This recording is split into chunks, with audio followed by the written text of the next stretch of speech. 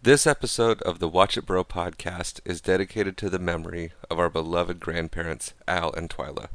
Thank you for everything. We love you, and we miss you.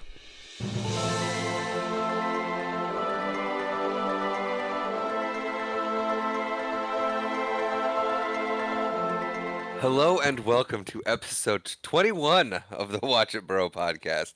I am Tristan. And I am Marshall. Is it really episode 21? Yeah, you said that for the last one and interrupted me. I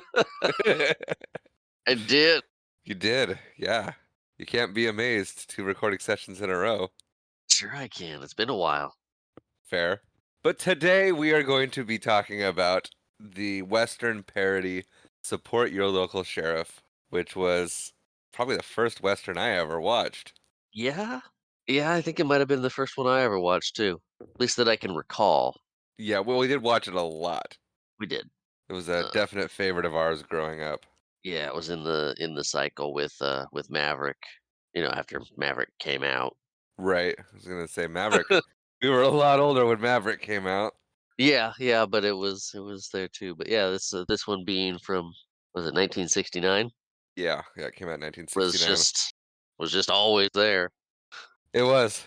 And Grandma and Grandpa had that on video, Hmm. and we wore out that tape.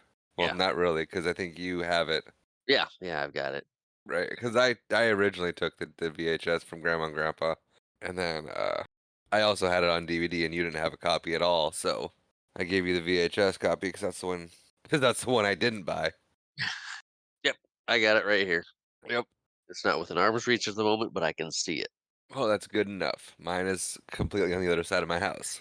Ah, Yeah, the last time I watched this movie before last night was when Grandpa was living with us. We had movie night, and we let him pick the movie, and he picked this one, and we all sat down, all of us oh, sat down and watched it with him. And Rachel swears that was the first time she'd seen the movie, but I swear we'd watched it one time before. But yeah, should we get into the specs of this movie? yeah, let's do it. All right, Support Your Local Sheriff, released March 26th, 1969. It was directed by Burt Kennedy, who I don't know because he's old and directed a whole bunch of westerns. Are there any other westerns that you can pull from that he might have directed? I looked Or, it up last night and I didn't write it down. So that's fair. it was written by William Bowers, who has one acting credit to his name. In The Godfather Part 2, he played Senate Committee Chairman. Okay. Do you actually know that No, character? Okay. no, You no, s- no. you you said it like you did. I was looking up Burt Kennedy, Back to Burt Kennedy. the director. He did direct Support Your Local Gunfighter, the Not not really s- sequel. not really sequel, just a bunch of the same players doing the same thing. Pretty much, yeah. Yeah, and a bunch of other westerns. Yeah, nothing that really stood out to me because I don't know westerns very well. 3 episodes of How the West Was Won. Episode of Okay, Magnum PI. moving on. It is starring Oh, oh, what? he directed Suburban Commando, Why do I the know movie that name? the movie with Christopher Lloyd and Hulk Hogan. We used to watch. We never watched the movie, but we used to watch the ads, the trailer for it on one of the other movies we watched. Okay. I believe it might have been Ninja Turtles. I, how did we never watch that movie? Oh, Anyway, it is starring James Garner, who was the original Maverick, yes, and he who was also in the Maverick movie we watched. and was in the Maverick movie we watched. Later in his life, he would go on to star in television shows like Eight Simple Rules, and he was also the main character in a movie called The Notebook, which is my wife's favorite movie, and she wanted me to mention that, so there you go. It's a good movie. Yeah, it is actually a really good movie. It also stars Joan Hackett, who I don't really know much else that she's been in. Westerns. Yeah, I think westerns. She didn't have a very long career. She unfortunately passed away at the age of 49 in Oh, 1983 of cancer. well, that's a bummer. Are you looking her up? Yeah. Am I waiting for you to find some information on her? Um, there's an episode of Taxi, on the Love Boat, Dead of Night, Bonanza. Yeah, she had bit parts. She did a lot. Yeah, Alfred but Hitchcock Hour, she didn't really like star in much. Twilight Zone. Like, I want to say 13 people in the cast of this movie were in the Twilight Zone. Yeah, a lot of people in this movie were in the Twilight Zone also. Moving on. It's also I promise starring we won't do this with everybody. we might, I don't know. It's Okay. always we never know how these episodes are gonna go, and apparently this one's going that way. So it's also starring Walter Brennan, who you might know from Sergeant York or The Real McCoys. Yes. It's got Harry Morgan in one of his first comedy roles, and it actually says that this role specifically had a lot to do with him moving away from serious comedy or serious roles and into comedy, and helped him land his role in MASH. Yes. And that And was he one of his lived, most prominent roles, yes, doing before 180 then, episodes. yes, and before that he was mostly known as I didn't write it down because I swore I would remember. Homer McCoy from the Apple Dumpling Gang? No. Yeah, it's a comedy. First, Bill Gannon on Dragnet, Mm. Okay. and he lived all the way to 96 years old. It's a good run. It is a good run. It also stars Jack Elam. And in his early career, he mostly played villains in gangster movies and Western movies. And it wasn't until later that he started actually getting into comedy. Yeah, and with him, it's you pick a Western, he's probably in it. Probably, yeah. And then rounding out our starring cast is Bruce Dern, who is the last surviving cast member of this movie. The IMDb said as of 2/28/2024, he Well, is he's the still last surviving alive. member. He is still alive, so as of Well, so I looked up the rest of the cast to figure out like today. at least the way I read it, um, it seemed like they were saying that Bruce Dern became the last surviving member in February of this year, and I couldn't find out anyone that passed away then from the Oh, movie. So I thought that was just as when somebody updated the thing last. I'm like, what's today? that's what I think it February. is. That's what I think it is because I went through the cast and I couldn't find anyone that passed away on that day. So, Okay, so if somebody's so, going through support your local sheriff and like, oh, as of September something but yes, or August, which we're in now. he is the last surviving cast member. And fun fact, this movie had a budget of $750,000, Okay, and it made I'm. 5 million. Hey, that's good math. It is. They did well with this one. They did. All right, should we get into the movie now? With the specs done 20 minutes in, yeah, let's do it. So this film, it comes up with a United Artists production title. Yes, this movie was a way to keep people working. Basically, yeah, it was written by the artist United Artists production, and a way to just keep people moving. And James Garner was the only one to make more than essentially Scale. actors minimum wage. Scale, yes. Yeah. This. Oh, what was it? This movie is um, almost a remake of an episode of Maverick, the sheriff of Duck and Shoot, where Maverick gets kind of pushed into a sheriff role where he has to use his mind instead of his gun to solve a bunch of problems. Yes, yes, that fun fact. Stealing fun It's facts. it's okay, we're gonna have a few of them in here. But we start off the movie with uh, 6 men carrying a casket up a hill. And we Yes, get into with an awkward zoom. there's a lot of interesting camera shots in this movie. And I don't know if it's the technology at the time that they're just pushing it because it was really zoomed in and it looked fuzzy and shaky. And then as it zoomed out, you're like, oh, they're way far away for that shot. Yeah, they were probably got a good vantage point to not have to move cameras much. Right. Dealing with the wind and everything. But it reveals that they are there for the funeral of one Millard Frymore, or whatever his name really was. Yeah. But it's a He, name that stands out in my mind as yes. Can you Well, name a this name a character for support your local sheriff? I know Millard Frymore because it's who we never see. right. We never see him, but the name is there right up front. And this scene is so great in setting the tone of the movie right off the bat.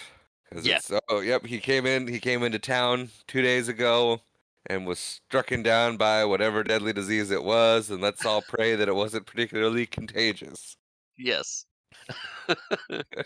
And he says something about worrying about the few of us that had contact with him the last 2 days. Right? He was struck down in what was evidently the prime of his life. And then the dogs that run up in the middle of the Run up on the casket during the middle of the prayer. yeah, And yeah, yeah. It's, I mean, you see right off the bat that these people in this town are completely unorganized and have no idea what's going on anywhere. right. And so they bow their heads for prayer. And while they're praying, I'm gonna name her now, Prudy Perkins. Prudence. They never call her that, but okay. Yes, they do. No, they never called her Prudence. Always Prudy. Uh-huh. Anywho, she elbows her dad, says, "Look, there's gold down there in the grave." And as she's the first to say it, but as she notices, the rest of the people at the funeral also notice that there's gold, and they okay, well, let's get this coffin out of the way and have a look. Yeah. And they all jump down there, and she's like, "Oh no, you don't!" and picks up a shovel and starts smacking everybody coming down in there because it's her gold mine. Right. As the She's coffin is sliding down the hill. Poor Millard. he gets recognized later. But fun fact about this, the movie Paint Your Wagon With Clint Eastwood. has yes, has the same opening scene. They also have a funeral scene where they find gold in the grave. That is a fun fact. And so our movie begins. A guy runs off on a donkey. Always could have sworn it was a horse. It's a donkey.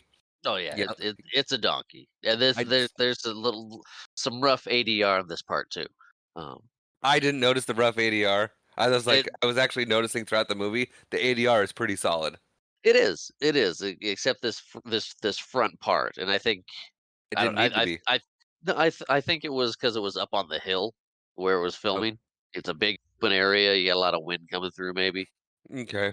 But yeah, so he takes off. He's riding his donkey, yelling gold, and then we get our opening credits on top of essentially an introduction to the gold rush, Yeah. which they never actually give a date for when this movie takes place, but I'm calling it 1849. Did you get a name of the song that they play? I did not get a name of any of the music. Okay, that's fine. Did you? But this no, no. But this opening song heavily features the mouth harp. Yes, it does. One of my favorite instruments, turns out. Really? Yeah, and I never think of it because it's not like it's a lap steel or anything, which is like a wonderful, beautiful instrument to hear. This one just always makes me happy. It's that twang. It is, and they play it so well. It's not like it's just in there, but it's like it's jaunty. Yeah. It is some jaunty mouth harping. Yeah, well, and the gold rush scene, everybody's rushing. There's a pack on a dog too, as the dog's moving through. Yep. And then you get a good look at the chaos that's just in this town. You know, you see two guys coming side by side on a wagon cart with horses, and they're whipping each other instead of the horses. Yeah, like a chariot race almost. Yeah, Like out of my way. Like the gold's all gonna be gone by the time they both get there. yeah, right. Well, they want to get a good spot. Well, true. They want to stake their claim as soon as they can.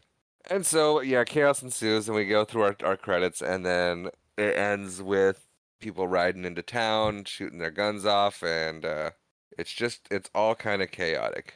And we cut Chaotic, from there. lawless town. Yeah, and we cut from there to what appears to be the mayor and the town council. I mean, is the mayor and town council? They tell us. Yeah, but it appears to be that, and then they confirm that. Thanks. Like really quickly. Right. Well, it doesn't waste any time telling us what the situation of the town is. So you have Right. Ollie Perkins as the mayor of the town, then you have the three town councilmen behind him, and the only reason that they are in the position they're in is because nobody else wanted the job. Right. Everybody just wanted to get gold. And they are. So I think it's a couple days from the Millard Fry Memorial because they're talking about how everything happened really fast and I they haven't had time to prepare for all the how big their town has gotten in the last few days. So I I I think it's been about a month or so. okay, so in the last month they've just been kind of Because overwhelmed by prospectors. yeah, because a bunch of buildings have gone up in that amount of time. Everybody's kind of settled in their ways Yep. a little bit, but it's still hectic because there's still people showing up. Right, and they're just kind of they don't know what they're doing anyway. Like I said, they only have the job because no one else wanted it. So there's a learning curve, and they're not learning it well. And Right. then we find out that their little town of Calendar. I think that's the only time we hear the name of the town. Yeah. They get all their gold, and they have to ship it up to I haven't written down the name of the other town, but they have to pass by the Danby Ranch, and they have to Pass give pass through the Danby Ranch. yes, pass through the Danby Ranch because the road goes the middle, and they have to give 20% of all their gold to the Danbys. Right. And anytime they don't give him money, they just hold up the stage and take everything. Right. And as they're talking, they say, "Hey, there goes one of them now," and we get introduced briefly to Joe Danby and they say out of the father and three brothers, he's the second toughest. Yeah. And as the movie goes on, you're like, man, if he's the second toughest. Right? Yeah. Spoilers. But But they yeah, say they also come up with the idea to try and go around, build a road around their property, but they own the whole valley between yes. Calendar and Baker Is it called City. Prospect? Maybe. That sounds anyway. But yeah, so there's no way around the Danbys, and when they see him ride by, they kind of give a little brief description of what they're like, and state that basically the Danbys run the town, and it's going to stay that way until they can find a sheriff who doesn't run away the moment someone takes a shot at him. Right. So they basically they leak that they don't have a sheriff, and a little bit of foreshadowing there because as soon as they say that, we cut to James Garner, who is just name him now is going to play Jason McCullough, and he rides into town and goes straight into the saloon and Yep. orders himself a drink. And while he's there, you hear a scream, a gunfight ensues, and we see Joe Danby shoot a man. this this is such a great interaction. Oh, a brilliant! It's fantastic because it sets up. You get to see, you get introduced to James Garner's character real quick, and it lays out who he is right there. Yeah. Where Joe kills him and he goes, "All right, you all saw it. That was a fair fight, and he drew first. Nothing but self-defense." And and Jason, I guess I know they call him Sheriff shortly here for the rest of the movie, so we don't really get his name much. He says, "Well, you could call that a lot of things, but self-defense it wasn't, and he didn't draw first. You did." And Joe looks very confused. Like Bruce Dern was just. There's not a weak link in this whole movie. No, no, and There's not an actor who does not just nail the role. agreed, agreed. But yeah, the look on Bruce Stern's face, like, who is this guy? No one It's like, talks like that to me. I'm a yeah. Danby. He said, what do you mean by that? He goes, well, it's an old Arizona trick, but you know, you did it pretty well. Not real well, but pretty well. Calling him out and not doing it well. Not doing it well. Just, yeah. So it's an old Arizona trick, but I have seen it used as far north as Montana. And just the dumbfounded look on Bruce Dern's or Joe's face is so great. And finally, he's like, "What's your name?" He goes, Jay, introduces himself. That's how we get his name. Yeah, Jason McCullough. Like, And he nicely asks, "What's yours?" And he goes, "Joe Danby, and you had better remember it." So I'll remember it, Joe. In fact, that's about all I'm gonna do the rest of my life is go around remembering your name. Which, I mean, that is bold to go into a town you don't know and just start mouthing off to a guy you just saw murder somebody. right, with a you didn't say what the trick was. He faded with his left hand and drew with his right to get him to draw as well. So Yeah, he goes, you faded with your left shoulder, getting him to go for his gun while you were going for your gun with the right at the same time. And Joe's like, so? You beat that poor man to the draw. He's dead and you're not. That's the name of the game, isn't it? Yeah, that's when we get the "What's your name?" Like, I'm tired of you. Who are you? Yeah. And from there, we cut to it's a menu from Emma's Tasty Home Cooking. which I which the menu is very similar to the menu from My Cousin Vinny, where it just says breakfast, lunch, dinner. It's also more expensive than My Cousin Vinny. It is, and it gets It's way more expensive quickly. it's $3 a meal, which would be like paying $120 today. So $3 and 18.50 is the equivalent of $120 today. Imagine sitting down at a restaurant and paying $120 for breakfast, lunch, or dinner. Dang. And Well, and and I was gonna say, while he's sitting there eating, he looks over at the menu because one of the guys next to him points it out as inflation. Those threes get turned into eights. right? He's like, that's what they call inflation. Sometimes it catches you right in between mouthfuls. So I'm assuming they charge you at the end. So you Ah, sit down for a $3 meal, you finish it, and it's $8, that's which it. it went from 120 to double that, 240, and then add another 120 basically. So it's almost 3 times as much. So you're looking at 300 and 340 roughly, Yeah. the equivalent of $340 for a meal. And Did I so derail you? no, no, no. I was just getting to that. So James Garner sees that and he is like, asks the guy on the other side if there really is any gold in the town. And the guy pulls out a good sized chunk of gold. It looks like. It looks like I a was I was gonna say, based on the amount of gold this guy got in most of yesterday and that morning, yeah. they could afford the $3 or $8 a meal. Because Well, how this thing was, it wasn't that big. I It mean, was that's still gold. And right. like No, this, no, it's like the size of a soda can. it wasn't that big at all. It was like the size of one of the mini cans. Well, yeah, but still, So there's a good amount of gold. So there yeah. there is gold and there is gold.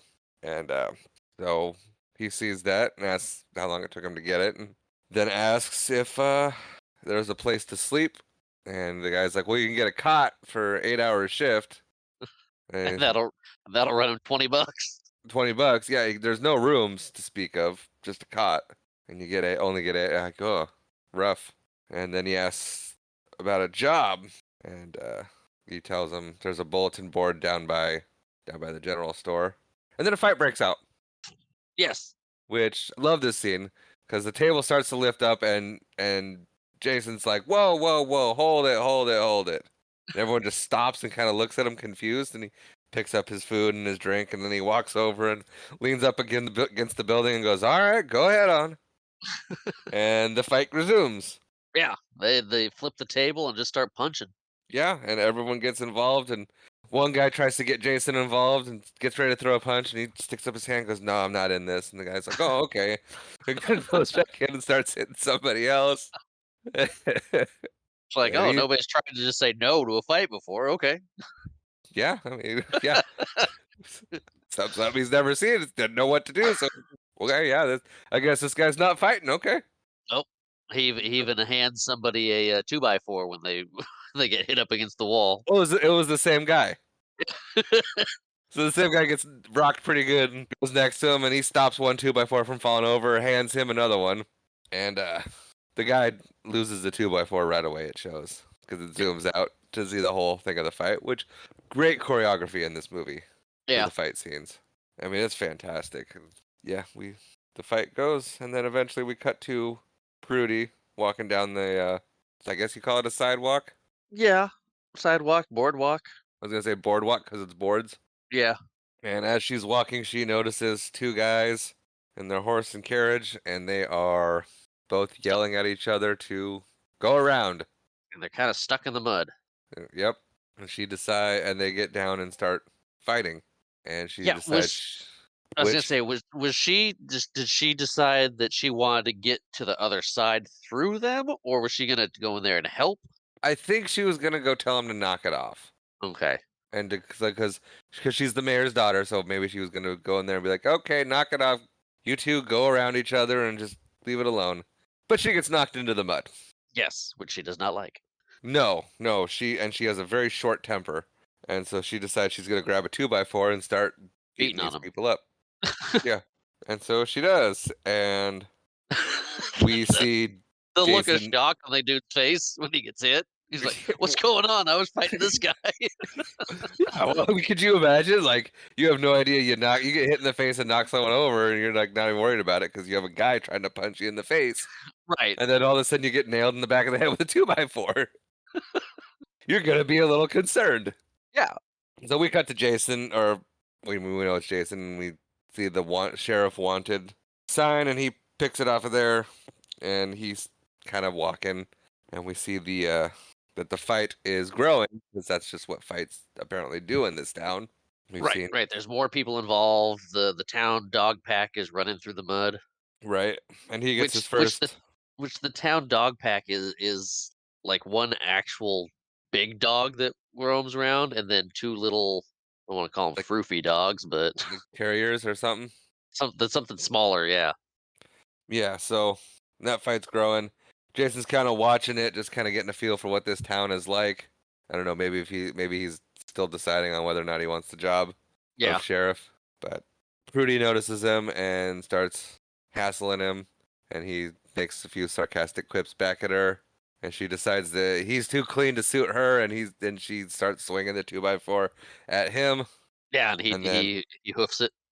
yeah, he gets out of there real quick, and then when she swings at him, she accidentally hits somebody else, and then realizes that she liked it and stops for a second and stares, and then goes after the guy she hit. Yeah. She's got a fight to finish. Yeah, and she's not afraid to get dirty or get involved, so it's just fun. And so we cut into the general store, and the mayor is helping. Apparently, also runs the general store. Yeah. Yeah. He runs the general store. And Jason walks in and goes, "Hey, you the man I talked to about the job of sheriff?" And that quiets everybody out. He Yeah. promptly kicks everybody out except for the town council. Right. Well, And he was gonna brush him off initially because he comes in. He's like, "Hang on, I'm dealing with this guy." He's like, "I just want to know about the job." And like, "Oh, shut up, get out, go watch the fight." great fight outside, ladies too. Everybody go look at the fight. Yeah. And they'll say they all get to talking about the job. We find out that the town has had 3 sheriffs before. Only two of them got killed. So the last one, he quit kind of sudden like. Yeah. Turns out he didn't like getting shot at. That's fair. No, yeah, but I mean, if you're taking the job as sheriff, you're gonna get shot at. True. True. You can expect that. Right.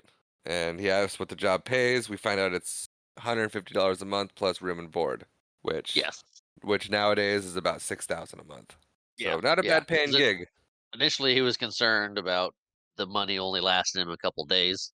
Right. He says, with your prices around here, that'll allow a man to eat and sleep 2 days a week. Yeah. Yeah. It's like, nope, nope. Room and board is included. At his house, his daughter does all the cooking. Yep.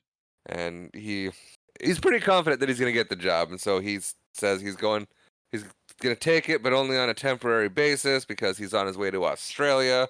And they're like, well, what do you want to go to Australia for? And he's like, well, it's the last of the frontier country. You want to do some pioneering, and that just breaks the town council because it hurts their feelings because I forget his name. I never actually get the name of the rest of the town council, but he goes, One of one of them's them. Henry. I think it's Henry. He goes, I thought this was frontier country and we was pioneers. Yeah. So we're like, I did too. So there's a bunch of hurt feelings there. And so, the mayor, doing his due diligence, says, well, it ain't a question about whether or not you're taking the job. It's are you qualified to handle it? And they all start bickering. Yeah, the 'Cause- town council's like, he wants to take the job, just give it to him. Yeah. He's Any like, kind no, of I gotta sheriff make is better than no sheriff. right. It's like, no, I gotta make sure this guy's up to it. The last guy ran away. And the 2 before him got killed. And so Jason walks over and he grabs a big old washer. Doesn't say anything. Yeah. He just grabs it, throws it up in the air, and pulls his gun and shoots. and then hands the washer to Ollie. Ollie Perkins is the mayor. Yeah. He goes, "What's your point, Mr. McCullough?" "Oh, no point, just an exhibition of marksmanship. The bullet went through the hole in the center." Well, maybe it did, or maybe it didn't. Then he puts tape over it and goes, "Would you mind doing it again?" He's like, I already shot one hole in your roof. "Oh, that's all right." Not really concerned about much in this town. No. So he does it again, and we see that yes, the bullet did in fact go through the hole in the center. Yep. Little hole in the tape. Hands it to Which, the mayor. yep, and they're all pretty impressed by that show of marksmanship. And then he asks if they have a jail, and they go, "Oh, do we ever?" They start describing how great the jail is, except there's one little hitch. They don't have any bars for the cells. They order them, and they ain't arrived yet. Yeah. But it was a grand thing building it. The whole town got together. It was like a barn raising. Yeah, even the dance hall girls came out, made lunches. Yeah. and, and throughout this whole scene, he looks pretty bemused by the town council and the mayor and everybody. Yeah. But so we go outside, and the fights up and roaring now. And he sends Jason Sheriff now. We'll start calling him Sheriff. Okay. Sends the mayor and the town council over to work the pump while he gets the hose and starts hosing everybody down. Yeah, the fire pump. The fire, yeah, and we get one of the fighters says, "What do you think you're doing? Stopping a fight? And who are you?" And says, "I'm the new sheriff." And no one takes that very seriously. But No. they all kind of laugh at him and go, "Oh, let's see if he scares as easy as the other one." And he sets up to draw, and as soon as he goes for a gun, the sheriff draws and shoots one right by his feet and shows just how fast he is. Yeah. And so that's us meeting Jake, Yes. played by Jack Elam. And sheriff is like, "Hey, you got a name?" And then he asks him. That sounds like a question when he's like, "Jake?" Yeah. He doesn't sound sure that his name is Jake. So we get a nice little speech from the sheriff. Because "I want you to go down to the saloon, find a man by the name of Joe Danby. You tell him I remember his name and he's under arrest for murder." And he's like, "What?" He's like, "What? Are you talking to me? I ain't doing that." "What are you gonna do after he kills me?" And he goes, "Well, then I'll arrest him for both murders." Just the sarcasm and the clever writing in this all throughout. I mean, it's every time I watch this movie, I always know how funny it is. Yeah. But like I never remember exactly how funny it is. I remember that it's really funny, but the comedy style in this is like rapid fire joke, joke, joke, joke, joke. Yeah. I mean, it gives you enough time to breathe from each joke, but they're back to back throughout the whole thing. True. And As back it's to back as you can get for older movie because they did there was pauses and right. They pause well because it's not stupid comedy. It's really smart. It's really subtle. So like you gotta give the audience time for it to sink in because there's a lot of jokes that take a minute. right. So when it's really smart writing like that, you gotta give it time. Otherwise, no one's gonna get your jokes. But from there they send Jake off, and they go to the jail, and Jason Sheriff comments about how clean it is, and the mayor's like, "Oh yeah, our last sheriff, he was a good organizer, yellow clear through, but a good organizer." And then they get Yeah. a nice little cut of them all looking back to where the cells are. And they walk back there, and the sheriff is like, "Oh, I got an idea." And so he gets some chalk and he draws a line, and then he grabs the red paint and kind of sprinkles it, and he goes, "Well, yep, that ought to do it." And they're like, everyone else is confused by like what that's gonna do, Right. what he's got planned. And he goes, "Oh, that'll keep Joe in there till the bars get in there." It's like, yeah, we're expecting him any day now. Yeah, but I think the music in this movie really Yeah. helps. Music in it's pretty good. It is. Well, It like when it he's doing the doing the chalk line, you get music that kind of goes along and matches what he's doing, and the same thing with the paint and the dribbling and all that. right. The I think it's a violin string. There's and as he's drawing the line and Yep. different tones as he goes down from end to end. And then from there, the sheriff is like, "Oh, let's get to the house. I want to get my bedroll and get settled in." And they walk off, and we cut to Prudy washing her hair in the sink as the mayor and sheriff show up, and apparently that's embarrassing, so she runs off and hides in the closet Yep. as they walk in. Well, she's just wearing long underwear too. Right. Which it seems like it's summer in a hot desert town. Like, why are you wearing a full? Why are you dressed like it's winter? I mean, they kind of wore those all the time. I guess. So they get in the house, and the mayor is yelling for Prudy, and she's not answering clearly. And he describes his daughter to the sheriff a little Yeah. bit. She's a great cook and a good-looking woman. Takes after her dear departed mother. And the sheriff's, oh, her mother died, huh? And mayor, nope, she's just departed. And then they proceed to do a tour of the house. Yep. And he's very proud of his house. The mayor is proud of his house. It's the nicest house in town, he says at one point. Yeah. He shows them the organ that came all the way from Dusseldorf, and I guess he's being a good host. We never actually see the room that the sheriff's is gonna stay in. Right. Right. But that's why I was thinking it was at least a month or so before, since the mine was found till the movie really starts. Because they've got the nice stuff in the house. They had to order it. Things had to get there to get the town set up a little bit more than just we're settling this area. Right, right, yeah, about a month, I think. I think you're right there. But as they're going through the house, Prudy is making her way around to dodge them, and I don't exactly know what her plan is. I thought at first her plan would be to go upstairs and back to her room and get cleaned up and dressed, but she ends up going outside, first into the Well, kitchen. they kind of block her a couple times, so she ends up going outside. I think she's planning to go around to the back door or through the main door. Maybe, I don't know. yeah, very. She had no idea what she's doing when she could have just ran up the. I mean, I guess she could have just ran up the stairs, but she didn't have the time. Anyway, she ends up outside in the garden and decides she's gonna go climb a tree. Right.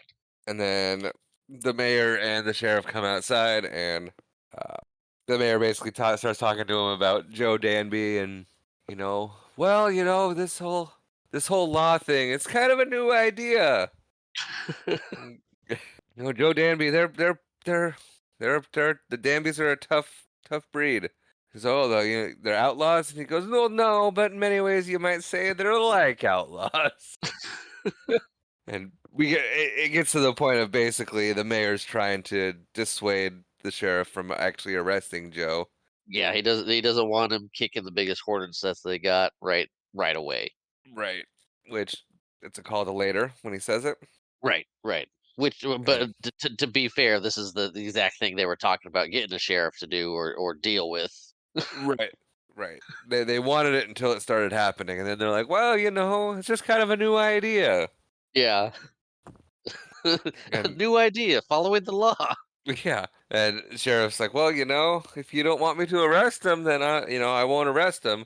And He smiles. he's all smiles all big, like, oh, good. He goes, but I'll have to give the badge back. And he goes, oh yeah, no, sure, I agree with you completely, sheriff.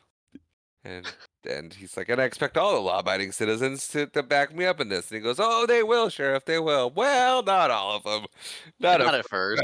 not at first right away. But anyway, I'll leave you now, and I'll go let the town know that we're all behind you. So what is he? Is he gonna tell the people of the town that they're on the sheriff's side, or I think he's gonna say the sheriff's doing some stuff. Stay out of his way. I don't even think he's gonna do that much. Probably not. And so the mayor wanders off, and the sheriff notices Prudy in the tree because she's not hiding very well, and she pretty much moved up to eye level. Yeah. It's not that big of a tree either. Well, no, it's the desert. I mean, that is a desert town. Yeah. There's not a lot growing there. I mean, I guess there is some grass or whatnot, but you're talking Northern California, I'm assuming. Yeah. It's got to be. Yeah. And so he notices her, and she threatens him, and then Mrs. Danvers walks by and says, "Oh, that's Prudy Perkins. She lives right here in this house." Yeah. She's like, "Is this man bothering you, Purdy?" Yeah. And he goes, "Does she always act peculiar like this?" And Miss Danvers, lovely lady, always there to help. He goes, "Why, no? Well, there was a couple times last year when she got her hair caught in the ice cream freezer and just starts laughing at her." Yeah. And sheriff walks off, and Mrs. Danvers stays, looks up at the tree, and just keeps laughing at her. And that is Kathleen Freeman, who plays Okay. Mrs. Danvers. For a while, after when I hadn't seen Support Your Local Sheriff for many, many years. When Two and a Half Men came out, and Okay. I thought at first that that was the same lady that played Berta Okay. until I watched it again, and I was like, oh yeah, no, that's not Conchata Farrell. No. Conchata Farrell plays Berta, but this is Kathleen Freeman, and she passed away in 2001. I want to say Okay. I didn't write it down, but she was in everything Yeah. up until then. She had bit parts in all over. I mean, I didn't. She was in Home Improvement for an episode. She did a lot of voiceover work. She was in a lot of sitcoms in the '90s. I mean, if you look up her filmography, See, Old Woman in Shrek, Ready to Rumble, Batman Beyond. mm, yeah. So like, I Hang brought her on. up because she was a face that you have seen Yeah, Baby since then. Geniuses, The Love Boat, Home Improvement, Blues Brothers 2000, Voice in Hercules, episode of ER, episode 2 episodes of Roseanne, Yeah. Married with Children, Party of Five, Hocus Pocus, Doogie Howser. Yeah, great. MacGyver, Matlock, Beverly Hills 90210, everything. The Munsters Today. Wow. Oh, Gremlins 2, the new batch. She was Microwave Marge. Yep. She had the Yeah. cooking show. Yes. Like I said, she was in everything. Yeah. Oh, Yeah. Little Like I said. Nemo Adventures in Summerland. Yeah. Like I Alf. said, you've seen her. You have absolutely seen her. She's very, yeah, been around. Anyway, we cut to the sheriff going back to the saloon and runs into Jake, and Jake immediately like, I didn't tell Joe. Yeah. You ain't. You're not paying me, and I'm not gonna get myself. And I'm not. He's one to kill the messenger, and that ain't gonna be me. And the sheriff's like, well, what are you so worried about? I've seen you drive. You're faster than he is. And then he offers Jake the job as his deputy, or asks how he'd like it. And Jake says he'd hate it, and even if he lived through it, he'd hate it. And they get ready to part ways as the sheriff is about to walk into the saloon, and Jake warns him that Joe is expecting Yeah. him. That some people in town kind of warned him. People have been talking. So the sheriff walks in there, and the music dies down, and Classic. Joe turns around and says, oh, I hear you're gonna try and arrest me. And he Very goes, smug. very smug. And he's like, oh, you don't look near as tough as some of the other sheriffs they've had, particularly the one that run off about an hour and a half after he took the job. Took the job, organized the office, and left. Yep. And yeah, and the sheriff basically insults him, tells him it makes him tired all over when he talks like that. It's bad enough to have to kill a man without having to hear a bunch of stupid talk from him. Joe's like, "Ah, Just deflates his ego right there. yeah, And I guess he's one of Joe's cronies or just another guy in town who doesn't want a sheriff.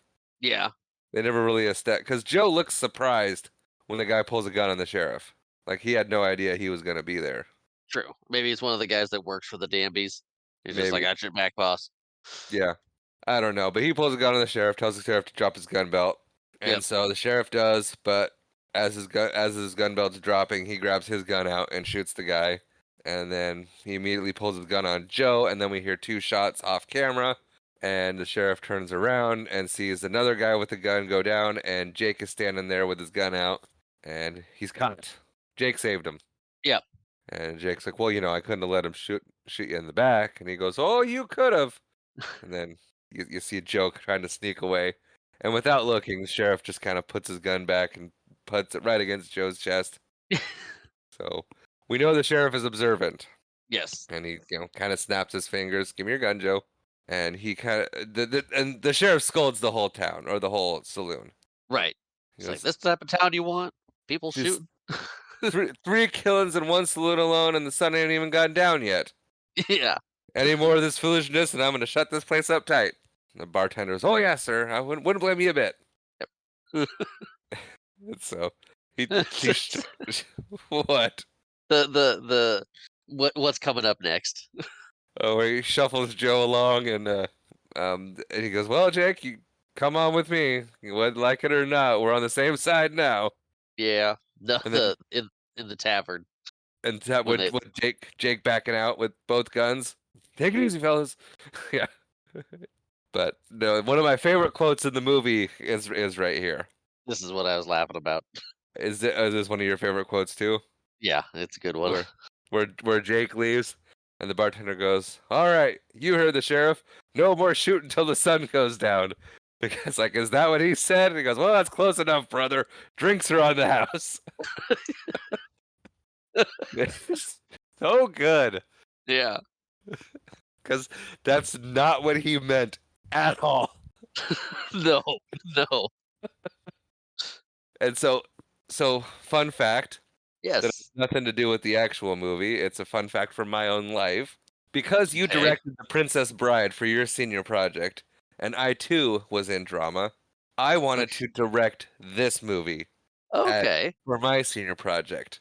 That was my gonna be my plan if I made it to my senior year. And I was also going to act in it. Yeah. And I was going to be the bartender. Solely because I wanted to deliver that line. That is a fun fact. Anyway, back to the movie. So they get to the jail, and Joe, Jake, and the sheriff are all standing there, and sheriff and Jake are chatting with each other, and you see Joe just kind of like looking at him like what are you doing? Yeah. And so you see him start to shuffle and sneak off, and sheriff's talking, and he goes, "And where do you think you're going?" And Joe's like, This is just plain dumb and stupid. I don't have to stay here for this." And Jake's like, "Hey, who you calling? You can't call the sheriff stupid." And Joe's like, "Do I have to listen to him? He ain't nothing but the town character." And He's like, that I said, was the town character. "I'm now a deputy sheriff." That's all it took to get Jake to take the job. Yeah. And he goes, "And probably the second fastest gun around here." And Joe stops, just shocked, and looks at the sheriff and goes, "Did you hear what he said?" Yeah, are you gonna let him get away with that? And the sheriff agrees with Jake, and he goes, "And if he's not, he will be by the time I've had a chance to work with him." And so he takes Joe and puts him in the cell, takes him back to the cell, and he goes, "All right, so we don't have any bars for the cell yet." And Yeah. Joe's like, "You're kidding," and he goes, "That's what I said." He goes, "But, but Joe, we're gonna operate just as if the bars were here. You stay on that side of the line, and everything's gonna be just fine." And Joe's like, "What?" Yeah. It's like, you expect me to sit in there with no bars and just be there? Just you can the acting is just incredible. It, Yeah. it's so the chemistry of everybody, like you can tell they all get along. They're all they all just believe they are these people. 100% committed to these characters. Yeah. But this is when Joe notices the red paint on the floor. Yeah, he goes, "You expect me to sit on that side of that? Oh, well, what's that red stuff all over the floor?"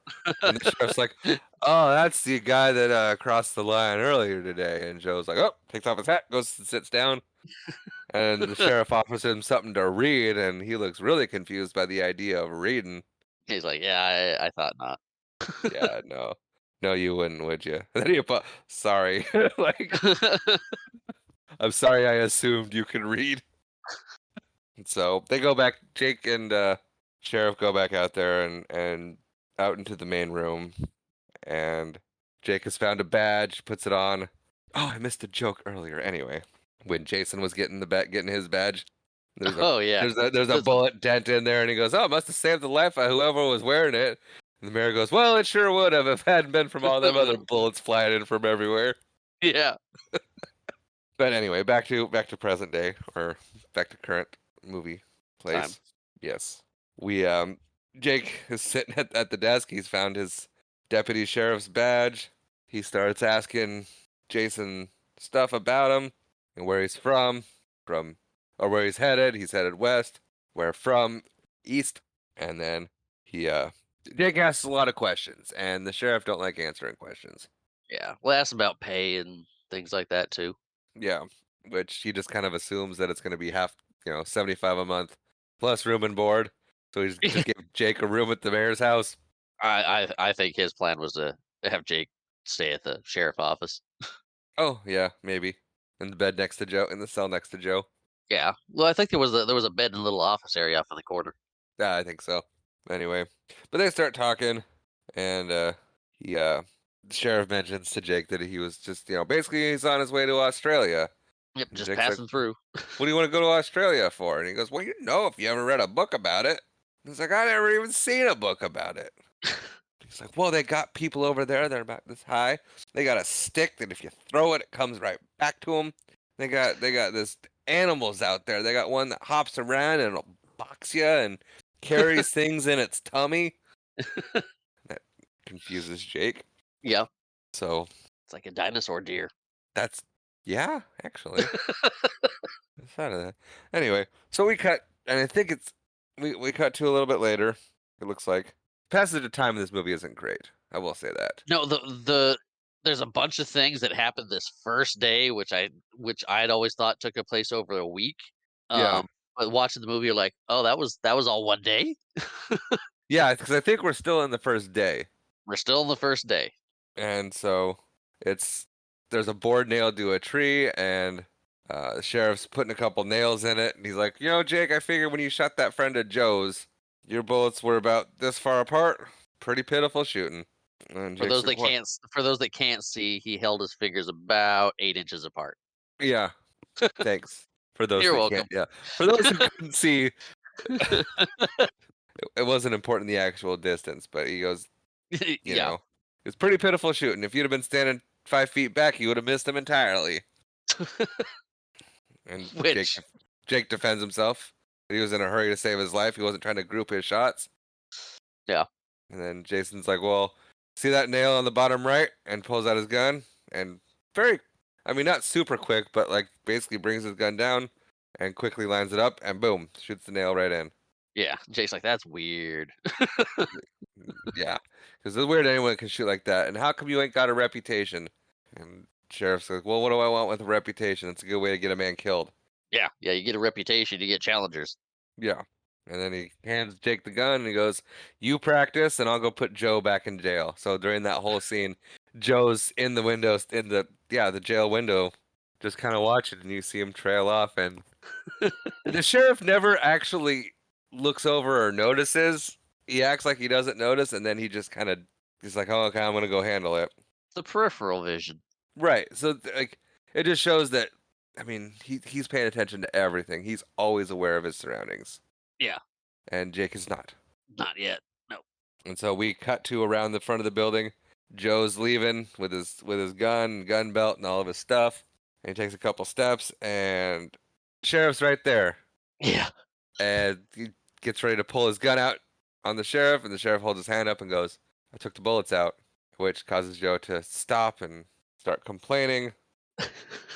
And like, "Come on, Joe, let's get back in there. You just won't play by the rules."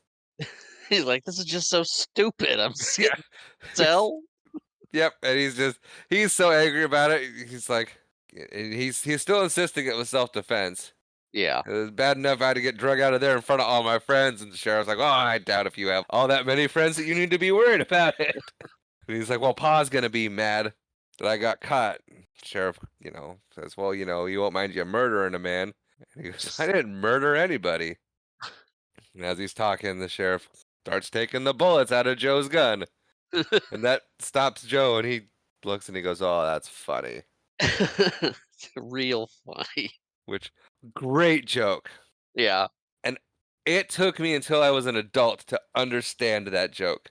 So I remember Yeah. watching it with Grandma, and Grandma would always laugh, and Grandpa would always laugh, and I'm like, I'd laugh along too because I don't want to feel stupid. But I had no idea. And I was watching it. I was watching it with my buddy Bryant Yeah. when I was like 14 or something like that. And I'm watching it, and it finally clicks of, oh, he lied. Which, let me ask you a question. You're in jail. You're breaking out of jail, right? Yeah. You have your gun. Yes. The guy tells you it's out of bullets. Are Yeah. you gonna believe him, or are you gonna test that? Probably test it. Yeah. Or before you sneak off with your gun, are you gonna check to make sure it's loaded? There's that too. Not one for thinking that, Joe Danby. Uh-uh. So we cut to it's finally evening time, and Prudy is making dinner, and we're cutting back and forth from the kitchen to the dining room where the mayor and the sheriff are talking about, you know, Jake as the deputy, and the mayor wants to know why he chose Jake, and the sheriff tells him that I picked Jake because he had my back. He was the only one that stepped up and had his back. Right. He didn't have to. He didn't have to wait a long time to find somebody else like that. Right. And then we cut back into the kitchen with Prudy cooking, and she looks out, and it seems like she might be fancying the sheriff a little bit. Yes. And then we cut back to Jason and the mayor talking about the direction of the town. And now that the mayor has had something to drink, he's kind of opening up about his displeasure for the sheriff actually following the law Yeah. or enforcing the law. He just kind of wishes he would have waited a while before he, stuck his nose in the biggest hornet's nest they got. Yeah. I Let think he people get wanted, used to the idea of law-abiding citizens first, and then yeah, start small, work your way up to the Danbys. yeah. Then we cut back to Prudy in the kitchen, and she's humming to herself, and then she sets herself on fire. Yeah. Yep. She backs into the stove, and her little bow gets it goes up real quick.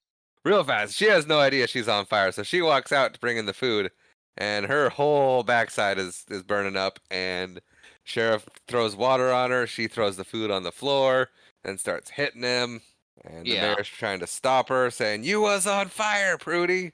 And she's mad, and then she says she's sick of all the stupid things that have been happening to her today, and she's Somebody better do something about it soon.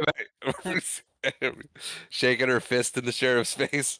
It's like those things are things that I can't deal with. Yeah, That's yeah. you. None of that is his fault whatsoever. And so yeah, she runs off, Yeah. and the mayor's like, "Well, I better fry us up something to eat." And sheriff's like, "No, that's okay, sheriff. I'm gonna go relieve relieve Jake. It's his first night as deputy and on duty." And the mayor goes, "Are you expecting trouble?" Like, no kidding. Yeah. Joe just got arrested. It's his first night in jail. Of course, the Danbys are gonna come by and do something, which we cut to the Danbys riding Yep. into town. We got Pa, Tom, and Henry. Um. Didn't write it down, and because of course I was gonna remember. I gotta stop doing that. Luke. Luke. The actor's name is Henry. We got Pa, Luke, and Tom. Yeah. Right? Yeah. Yeah. And they ride up to the saloon. Pa tells them to go get a table and a drink, and he'll be back with Joe before they can finish him. Very Yeah. confident. He's very confident. So, and he walks in there and pulls his gun on the sheriff and says, "I believe you got one of my boys in here." And Just like Bugs Bunny. just like, yeah, just like Bugs Bunny. I mean, and completely unfazed, the sheriff just kind of looks up, takes his finger, sticks it right to the end of the gun, and goes, "How dare you walk into my office and pull a gun on me?" And Pa Danby's real confused by this. And he's like, "Get your finger out of the end of my gun." Yeah. He goes, "How dare you pull a gun on me?" And, And and we didn't say it, but this is Walter Brenna. Walter Pa Brennan, Danby. Brennan. yeah, as Pa. And he tells him again to get get his finger out of his gun, and he goes, "Well, until I do, you're gonna take your finger off that trigger and let the hammer down real slow." Which he does, and he takes his gun from him and unloads it and hands it back to him. And Pa Danby's like, "Well, if that thing, you crazy? If that thing had gone off, it'd have blown up right in my face." And he goes, "Yeah, well, it wouldn't have done my finger a lot of good either, now would it?" No, it wouldn't have. No, he goes, "What can I help you with, Mr. Danby?" He goes, "My son Joe." He tells him that Joe murdered a man, and he goes, "Oh, I hear it was self-defense." He goes, "I was standing right there." But Pa's dumbfounded by this. He goes, "What are you standing right where?" And Sheriff goes, "I was standing right there in the saloon when Joe killed him." And Pa's like, "Well, that was real smart of him, now wasn't it?" And the sheriff mentions that he's been around Joe all afternoon and he hasn't seen him do one smart thing yet. And Pa Danby asks to see Joe and he sends him back in there. And Pa's looking at the jail cell and you see there's no bars in there, but Joe's sitting there handcuffed Yeah. and sees him and the camera pans over and he goes, "Hi, Pa." And so they start chatting. Pa's scolding him for getting caught and It's like, what'd you do? What'd you shoot him for with the sheriff watching? he wasn't the sheriff when he done see me do it. And then he's like, "Oh, hey, that could be a loophole to help you get me out of here." And Pa's like, "Don't you go thinking. You're gonna have to sit tight." And then he's like, "But Pa, it wasn't anybody that we know." Like, It's not like it was what? personal, just some random guy in the So saloon. yeah, it's just like that's supposed to make it better. It Yeah. was just an NPC. Like, imagine using that logic in D&D. Yeah. It's like, what's keeping you in this cell? Yeah, that guy out there. He won't let me Every time move 2 inches without jumping down my throat, and he lies to me about whether or not my gun is loaded. he does what? It's, it's so good. It's Yeah. hysterical. And then, I mean, that's what. Go ahead. Joe's like, you said there wasn't a jail that was built that they could hold a Danby. He's like, well, now they built one with Yep. no bars. And you're still here. And this movie. I mean, if you really think about the whole premise of it and the comedy and like everything that happens, they took a risk. Yeah, Because I mean, this whole thing could have been completely stupid and not worked. true. But they had the good timing, the great actors, and Yeah, it was. I mean, yeah, it worked. They got it right and it worked. Everything, the stars aligned or whatever you want to call it.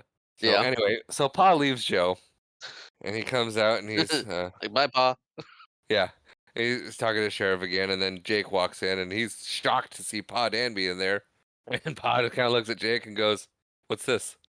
And he's like, "This is my deputy sheriff." Deputy? Why, last week he was shoveling working in the stables. Which I love. I like that joke. Yeah, yeah. It's good. Like, It's like, what's going on with this town? I'm gonna find out what happened to this town. Pa's real unhappy with the direction, Yeah. and so we cut back to the Danbys at the saloon, and Pa's telling them what's going on, and they're kind of going He over stuck his ideas. finger in your what? Stuck his finger in there here. What? Like, He's like, he's like, keep shut your up. voice down. People are gonna hear you. Like, the minds of the Danbys are just blown at this point. Like, what's going on?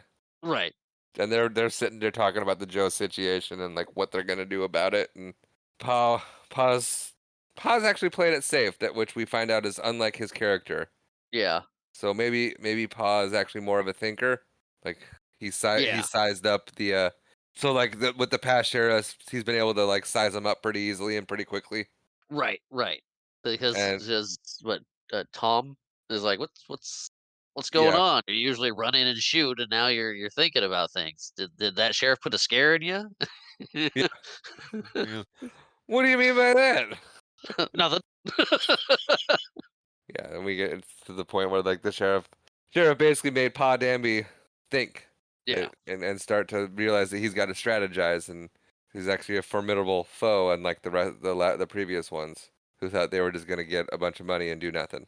Right. And so they tell him not. They tell Pa tells his sons not to do anything until he gets back. He's gonna go off and he's gonna get stuff handled. Gonna write out their Uncle Ira's. Right? Yeah. Not yet. Where did he say he was gonna go? I thought it was Uncle Ira's this time. It might have been. Anyway, but he's like, yeah, there's always a hired hand that can be someone that can be hired to deal with the sheriff. And he's like, what? And Tom goes, well, you said the Danbys always fight their own battles.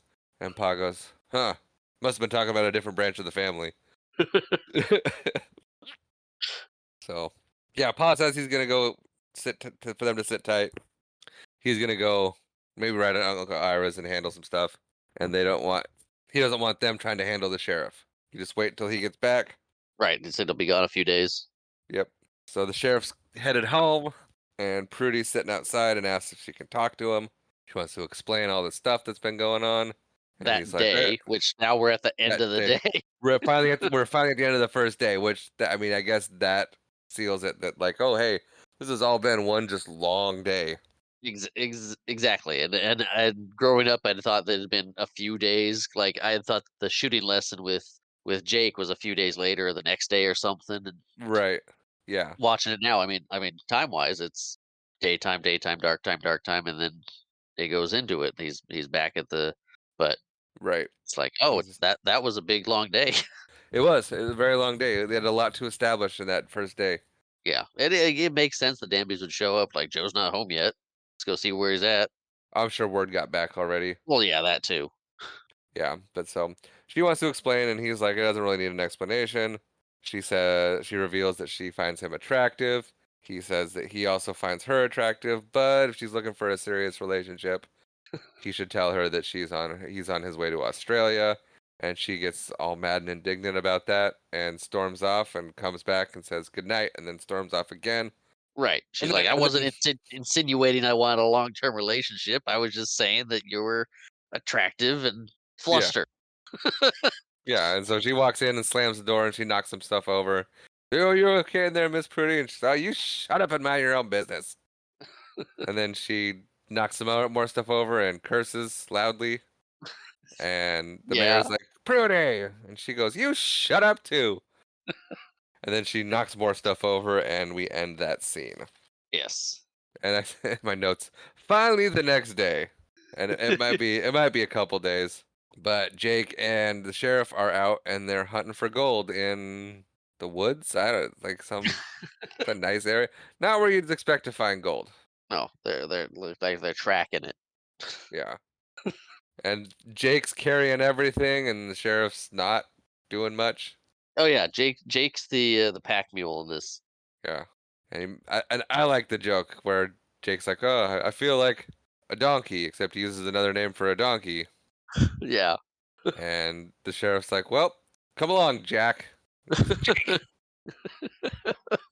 he goes, "Jake."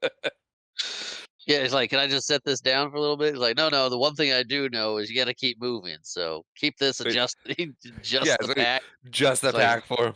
"Is that better?" Kind of pats him, and Yeah. And then we cut to dynamite blowing up in a lake or a yep, pond and some yeah, she's fish like, "You're floating a up. good fisherman." Yeah. And then Jake goes out to get the fish and you notice he's still wearing the pack. He is still wearing the pack. And then they finally, sit down to cook up the fish and Sheriff asks Jake how they figure they should split whatever they find. 60-40? And Jake immediately 60 for who and 40 for who. And then immediately the sheriff goes, "Now you see what gold does to men? We haven't even found anything and already we're arguing about it." And do the back and forth, 60 for who, 40 for who. And finally Jake, after a bit of back and forth, Jake goes, "You mean 60 for you and 40 for me?" And the sheriff slaps on the leg and goes, "That's very generous of you. Thanks, Jake." He's a, he is a smart man to just kind of throw that out there and let it ride its course. Yeah. Well, yeah, he's clearly very, very into. I mean, that's why he wants to go to Australia. He's very Right. book smart. He's very, very intelligent, and he's at this town of people that don't care about much except drinking and digging for gold. Yeah. And visiting the bordello. The dance hall. We haven't talked about that at all. It hasn't really come up much. Not yet. No, and it's a dance hall. The biggest of air quotes. It's what they refer to it as, They do. They do. and so we are going to also. Okay. So the sheriff asks Jake what he used to do for work, and Jake tells him that he basically just does odd jobs. He was a horse holder at the dance hall Yeah. where the stable would fill up Madam out front. Madam Oars. Yep, Madam Ore's like gold ore. It's a mining town. Act- Actually, I know. what? I know it's a play on One I of the can't remember. producers for ABC. Yeah. Yeah. It's a But it jab at works him. because it's a Yeah, yeah, and it does, and works on several levels. But yeah, Madam and Madam Orr's dance hall. yeah. And so the sheriff asks what a horse holder is, and he explains that on Saturday nights it would get real busy, and so he would basically stand there and hold horses to Yeah. make sure they didn't run off, sometimes all night. Right. He'd be the human. All no, I can't think of the word either. It was right there. The thing you tie your horses to. Yeah, so they don't run off. Yeah. Anyway, or he Hang would on. work in the stables. He's familiar with being around one end of a horse or another because his daddy was a horse thief and they hanged him. Hitching post. Jeez. That's right. Yes, hitching post. A human hitching post where he just like holds 6 or 7 reins and like don't don't get spooked. Yeah, right.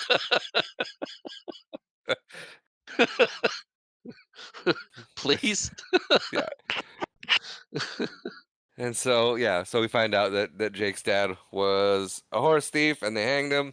And then the sheriff uh, tells That's Jake a to heck of a thing to learn about your deputy. yeah.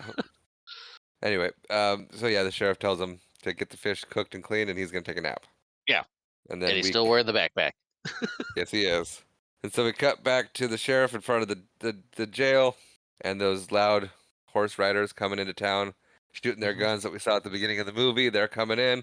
The sheriff has tied a rope from one end of the street to the other and he pulls it and trips them all and tells them that they need to come in quietly. Yeah, that watching that one guy looks like he gets trampled pretty good by that horse. He does. And so I wasn't they able to and find any information about it, but there's not a lot of information about the movie, I guess. It's old. it is. Yeah. So he throws the rope down. He doesn't even clean it up. He just kind of throws it down. I guess he's gonna have Jake do it later. Yeah, But yeah. go ahead. He tells the guys to keep it down when they're coming into town. He's like, "Oh, you drove your point home real good there." Yes, he did. It's like, "Good. We're all on the same page now." Yep. And then he walks in and we see the bars are getting installed and Joe's helping. Yeah. Yep, yep. He's standing there. He's holding the cement mixture or the Yep. mortar The mortar. as he's or grout mortar, right? Something like that. Well, the guy starts laying the bricks in. Yeah, yeah. They're putting the bars in. They're getting everything all situated and they're setting everything in.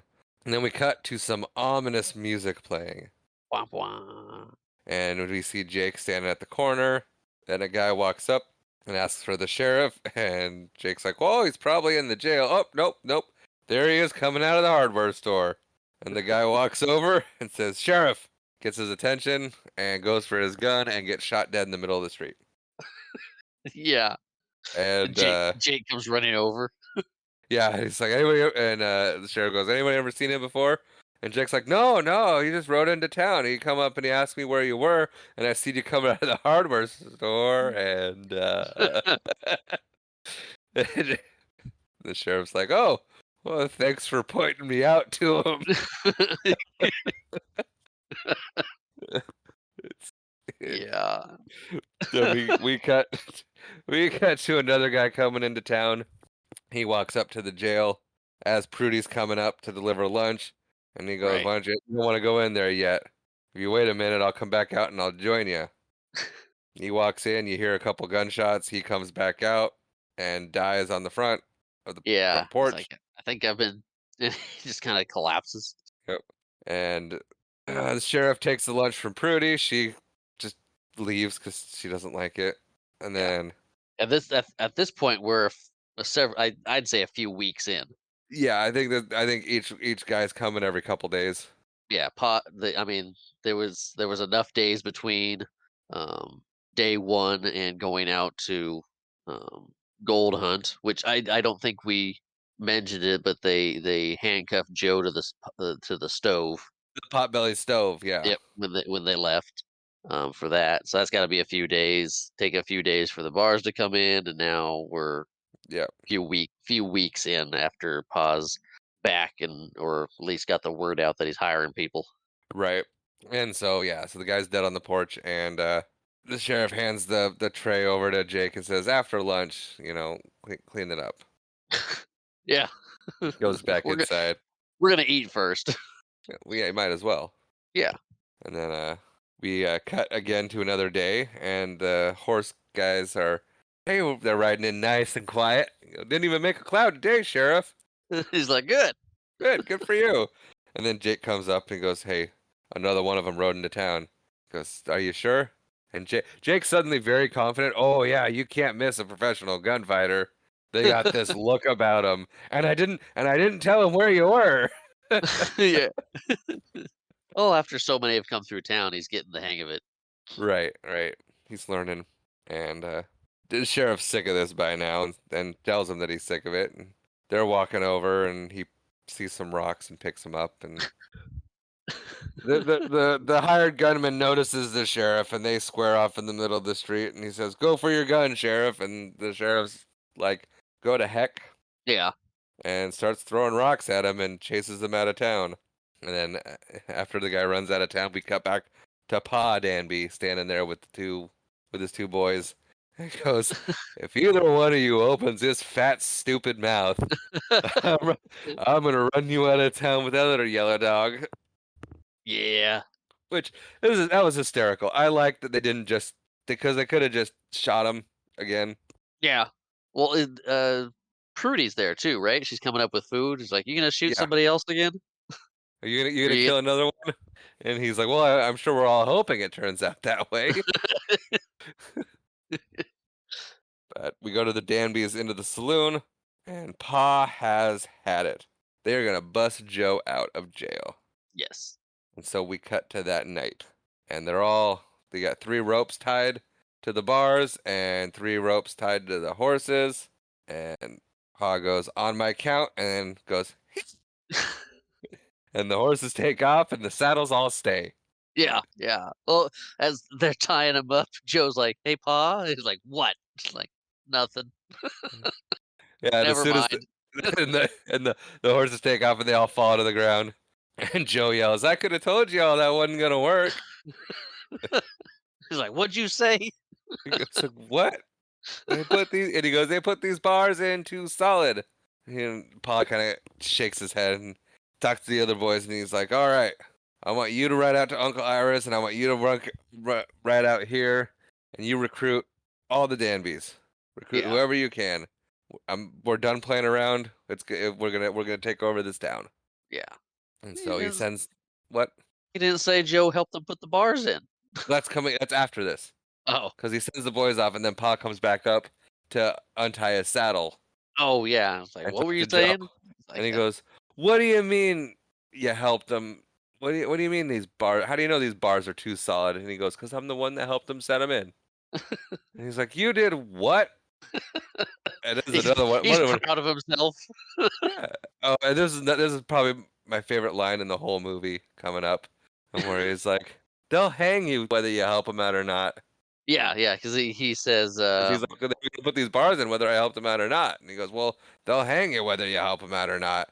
And he's like, "Oh, I don't think they're really gonna hang me. I mean, they laugh and they joke about it a lot, but I don't think they're really gonna do it."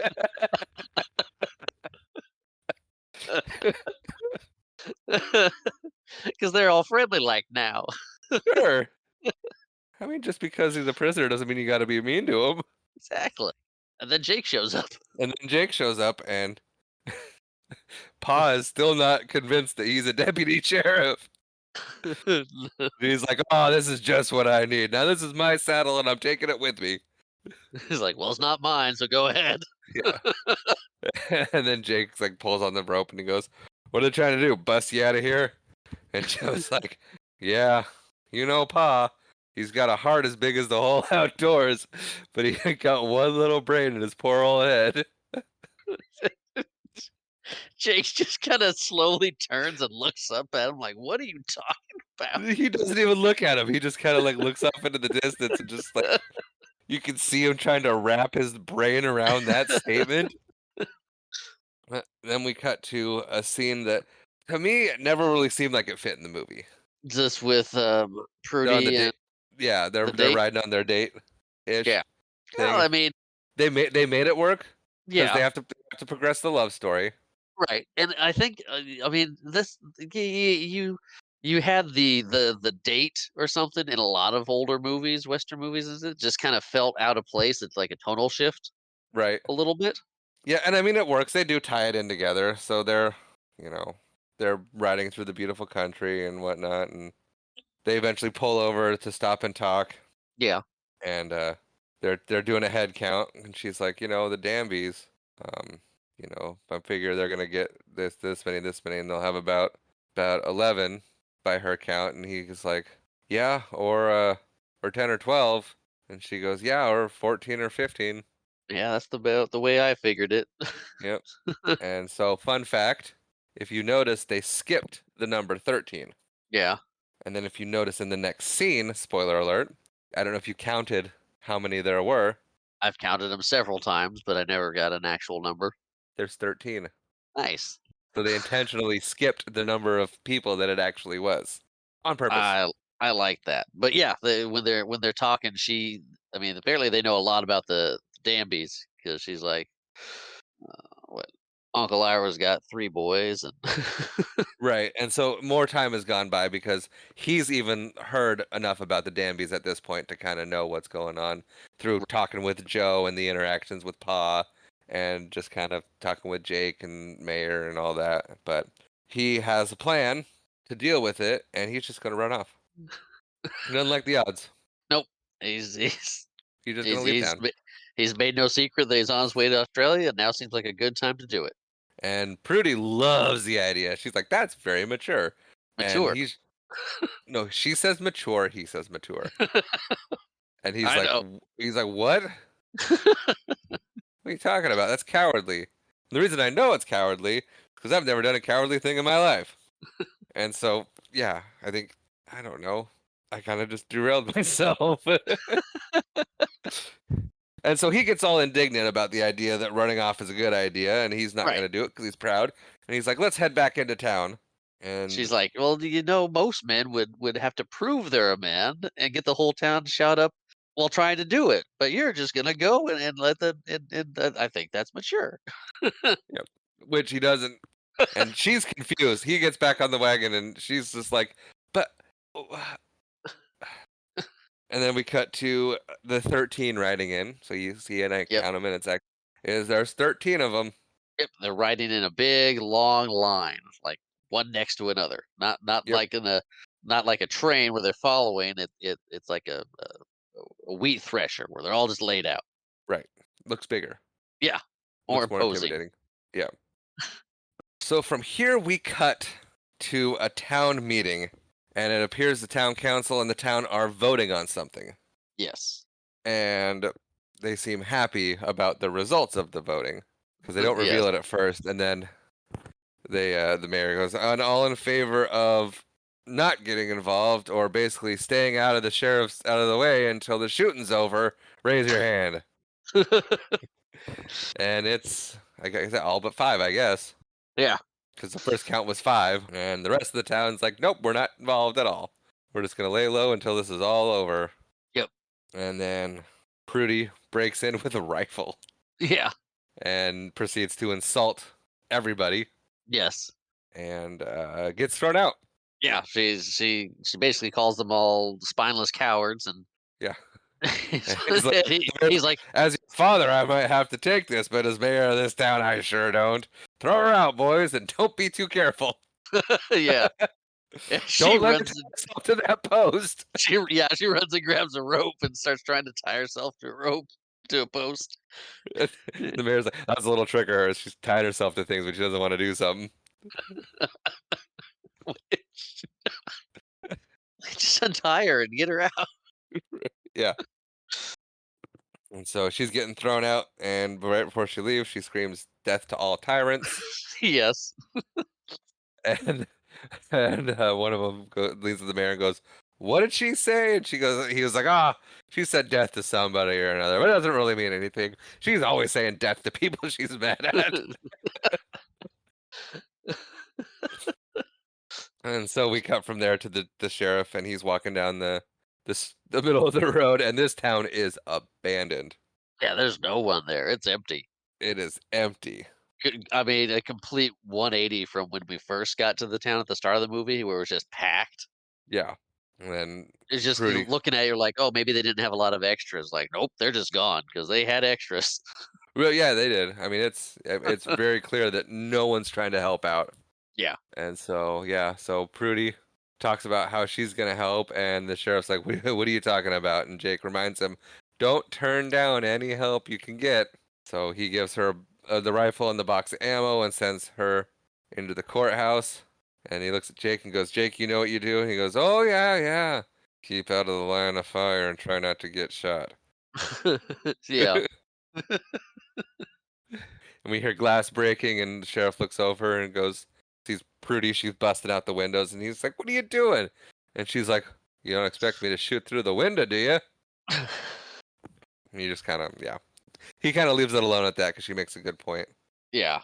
And then we cut to the Danbys riding in, and he sends the sons to go in and get Joe, and they come back out, and they're like, "Joe's not in there." And It's like they knew we were coming. yeah, and so the sheriff's standing there and he goes, "Hey, why don't you all throw your guns down and I'll accept your surrender?" And they open fire. And he runs. And he does. He runs and does not get hit. And Nope. oh, I missed right before it starts. Pa Danby Luke hands Luke his teeth. He goes, "These are my eating teeth. I don't want him getting all shot up like he's expecting to get shot." Well, as the leader, you think maybe they'll take you out or go for you first, and But even so, I don't if know. you're dead, you don't need your teeth. True. But that's what he does. And so we got a gunfight starting.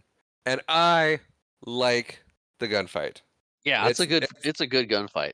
It's not too long.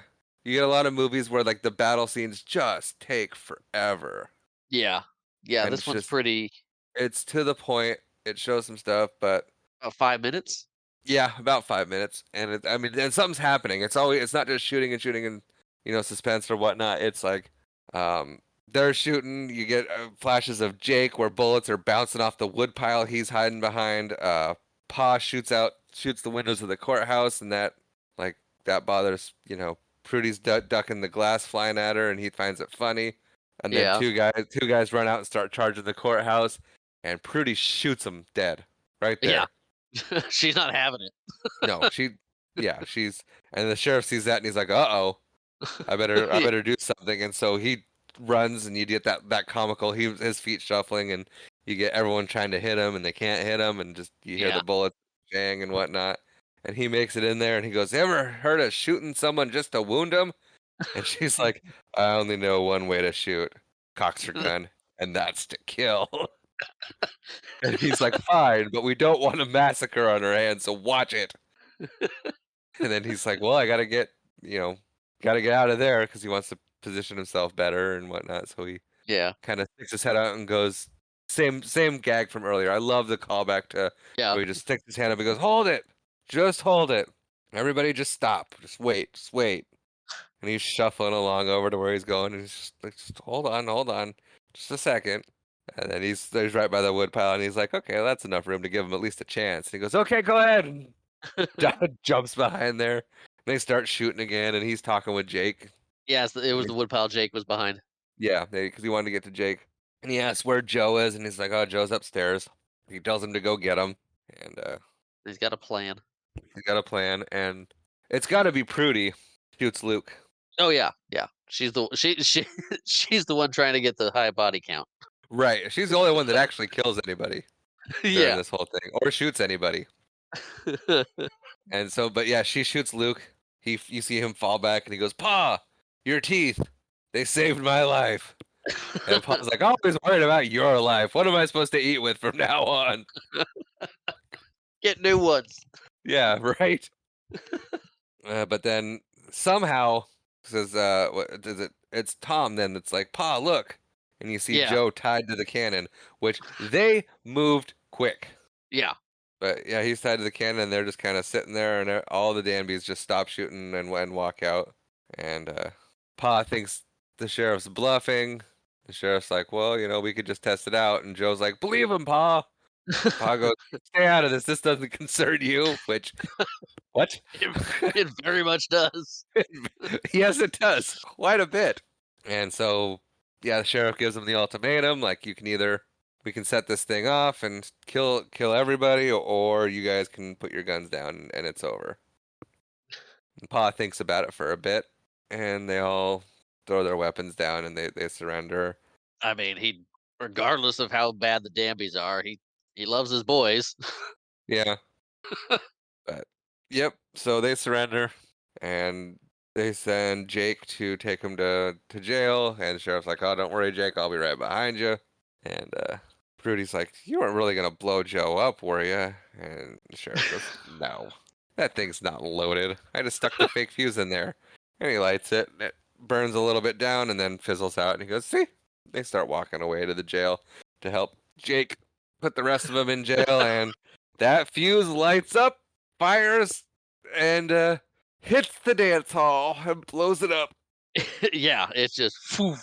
And Joe faints because Yeah, now he knows he really was loaded and sees how close he came to getting a cannonball through his midsection. Because that would not yeah. have been a fun way to go. No, no, that would. And so we get the mayor and the town council. They decided they were going to have a dance in the dance hall during this whole fiasco. Yeah, yeah. They were just going to leave the sheriff to it and then have a town hall meeting at the dance hall. Yep. Because we glossed over it earlier, right before it began. The sheriff, they were running by, and the sheriff was like, "Hey, mayor," and he goes, "Can't talk now, sheriff. There's a emergency meeting at the town hall," which dance hall, I think he meant to say. Yeah, And so, yeah, they blow or up. of the town hall. Yeah, something like that. Anywho, so you see them all filing out of the dance hall, and they're all upset about the situation. And Pa Danby turns to him and he goes, "I don't care if you are cleaning up this town. That was a horrible thing to do to those people." And he's like, "I didn't know that thing was loaded." Yeah, some I, of those girls are my best friends. yeah. And then a close up of Prudy, and she shoots a look. And then we cut to, I think it's the next day or maybe later that day. I think it's the next day where they're having a victory celebration. They got a banner up. The whole town's there to celebrate the sheriff. Yeah, yeah, to support the local sheriff. Yep, they're and Ollie, the mayor's talking to the sheriff about like, we're gonna put in a file with the State. to become a state. They're gonna file something to Washington D.C. to become a state, Mm. and they want the sheriff to head the petition or whatever. And he goes, "Oh no, not me. I'm on my way to Australia, and we're getting ready to go." And then he's interrupted by Prudy's for some reason on a horse, and everyone's throwing firecrackers Yeah, around it, I and that it was such a that's such a weird part. it really is. It's like, what? Why? I mean, I get that they used to kind of make fun of her or pick on her a little bit, but with everything that happened, Yeah. She also did take. Was the only one that took up arms. exactly. Why hassle her? Yeah, but they are. Anyway, sheriff tells her to jump off the horse. She jumps off the horse. He walks over and picks her up, and he tells everyone that from now on, if you're messing with her, you're messing with his girl.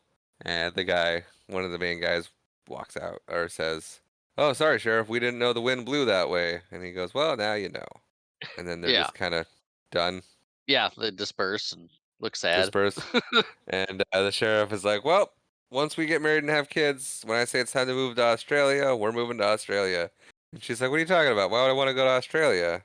She's like, "Well, that's where your husband's going to be, and girls usually go where their husbands are." And she's like, "Oh, okay, well, okay."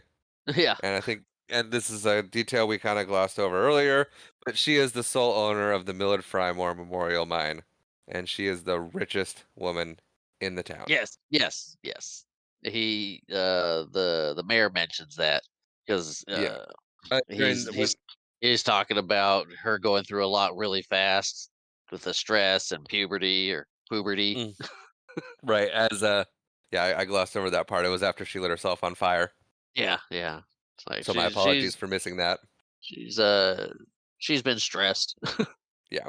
And As an so this what? what does it say? As an uninterested party, what do you think of her?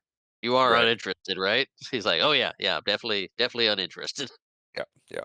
And so Wasn't uninterested. no, he wasn't, as we find out. And so sheriff and everyone kind of walks off, and we zoom over to Jake, who informs us that now that he's walking back to the jail, and he goes, "Now the way this tale ends is they get married, and he goes on to become governor of the state. Never makes it to Australia, but he keeps reading lots of books about it. Jake becomes sheriff of the town, and then eventually goes on to become one of the most beloved characters in Western folklore. And we get a good profile shot of him, and we roll credits. Yep. And that is support your local sheriff. Would you like to share your final thoughts? Uh, yes, I would. I was just gonna throw in a fun fact too. Okay. Except 1 second.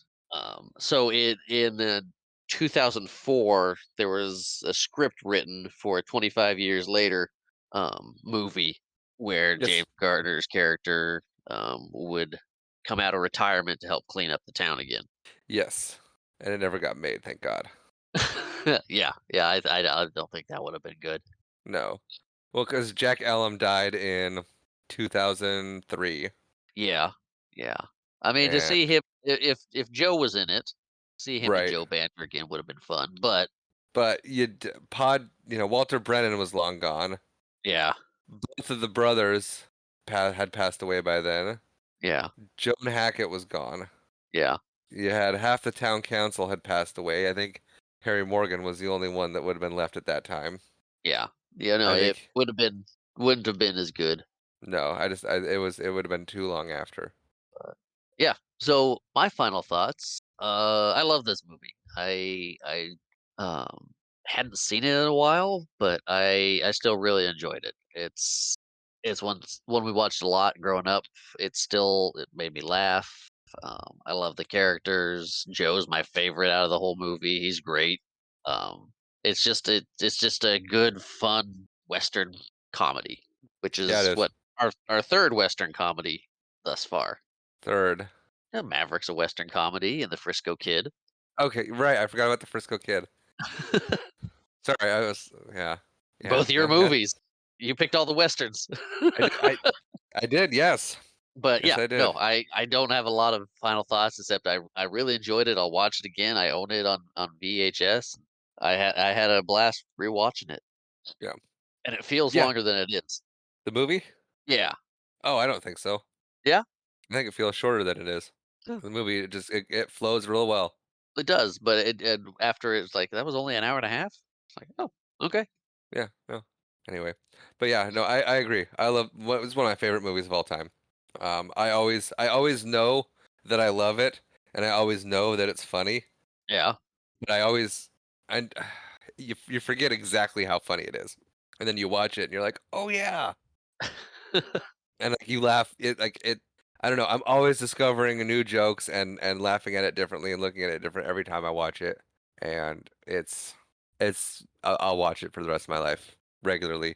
I'll introduce Finley to it, Nate to it. I mean, Nate's already seen it with Grandpa when Grandpa yeah, was living with us, but like Finley's getting to the age where he's probably going to be able to watch it here in a couple years, yeah. you know, Or at every least pay attention generation. to it. Yeah, and so it's gonna be one of those ones that we watch a lot Yeah, because I remember how much we enjoyed watching it with Grandma and Grandpa growing up, and we always every time we were over there, we'd watch it at least once. true, very true. So, yeah, it's a favorite. Joe Danby. I mean, Bruce Dern at his finest. I think at his Yeah, he's funniest. really good in it. Yeah, I mean, and this role. Fun fact: this role is what cemented Bruce Dern as a villain. Yeah, yeah, I read that. Yeah, I don't think but we mention that he was returning from down Periscope? Not returning from, but he was also in. We it mentioned it was. in Down Periscope Well, that I he was remember in that. Support Local Sheriff, but We didn't yes, revisit down Periscope in this movie briefly to say, hey, Bruce Stern's back. nope, we didn't because I didn't care for Down Periscope, so I wasn't gonna mention it. But But yeah, I I think did, that and now you have to leave that in. yeah, I will. But I think this wraps up our final thoughts. It does. So I think we should get on to the next part where you tell me what I'm gonna be watching. Well, I thought a lot about what my next movie is going to be. I've only got three more before we wrap out this year of Watch It, Bro. Have you do you have all three of yours Nope, picked? not yet. I've got a handful of movies I'd like to do, and I'm trying to decide which ones. Yeah, I have 2 out of 3 picked. Well, I only have 2 more, so I have 1 for sure that I'm gonna do, and then I can't figure out 1 more. So I was going back and forth on this one, and yeah, I've made a decision, which is good. And it's one that I watched a lot growing up, and I'm not sure you watched it too much. Oh, I know what it is. I know what it is. Do you? Oh, yeah. You want to guess? Princess Bride. Nope. Okay, I'm cutting that out. Go ahead. It's one I watched a lot growing up, and I don't think you watched it too much. Watched it a lot with grandma, and while my last movie we were in 1937 Mississippi, we're gonna move forward a couple years to 1939 and head up to Kansas, um, and visit Dorothy and check out the Wizard of Oz. Okay. Uh, fun fact, Yeah, this is our father's favorite movie. really His dad's favorite movie. And it's also my father-in-law's favorite movie. interesting. I did not see that coming, I can tell. and I haven't seen that movie in quite a number of years. And like I said, I don't think you watched it much growing up, did you? Yeah, yeah, I watched it Did with you? grandma. Yeah, Okay. watched it Yeah, quite but a bit I with grandma and you. that's where I watched it the most. Because believe it or not, we were usually at grandma and grandpa's together. True. And we watched movies together. I'd pick one and you'd pick one. I'd pick Support Your Local Sheriff. You'd pick Wizard of Oz. That sounds about right. Yeah. So we'd alternate. Yeah. So But yeah, yeah, The Wizard of Oz. Very timely with Wicked coming out. I didn't even know Wicked was coming out. So cool. Yeah, I'm kind of out of the loop for new movies, but I digress. that's fair. Anyway, so I think that's gonna do it for today. Yeah. So thank you all for joining us on this adventure through 1849. Thank Ish. you for joining us through this adventure through Support Your Local Sheriff and the Wild West.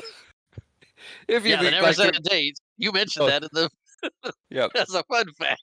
yep. If you'd like to reach out to us, you can do so at watchitbropodcast@gmail.com. We're also on Twitter at watchitbropod and Facebook and Instagram under the same handle. Our intro and outro music is provided by Nihilore, that intro being Grace, that outro being Haven. And as always, thank you for watching.